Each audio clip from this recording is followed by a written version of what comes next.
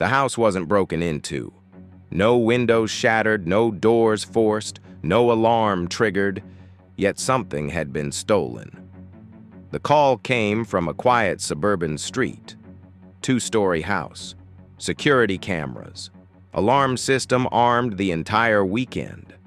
The homeowner, Daniel Brooks, had been out of town for 3 days. When he returned, everything looked exactly the same, except one thing. A locked drawer in his home office was empty. Inside that drawer had been a small hard drive, several old documents, and a spare house key, clearly labeled "Nothing else was missing." No electronics, no cash, no jewelry. Just items that wouldn't interest a normal burglar. The alarm logs showed no breach. The doors were never opened. The windows were never touched. The system was armed the entire time, which meant whoever took those items never triggered it, or never needed to.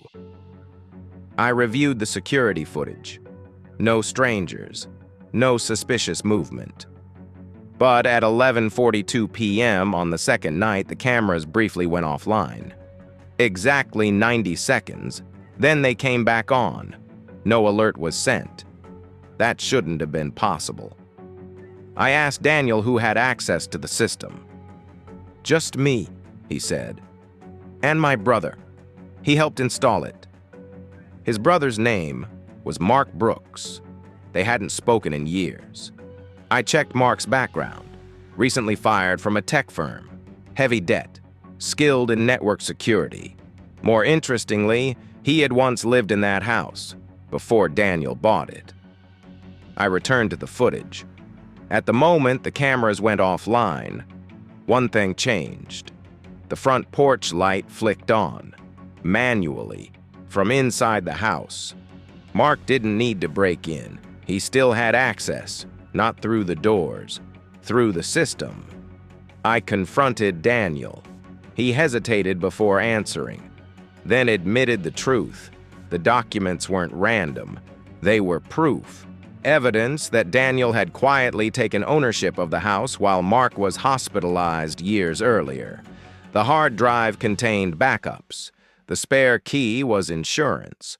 Mark never stole valuables. He took leverage. 2 days later, Daniel received a message. No threats, no demands. Just one sentence. "We can talk, or I can upload." The case was never filed as a burglary. It was labeled a family dispute. No charges, no arrests. But when a house isn't broken into, it usually means the person who entered was never locked out in the first place.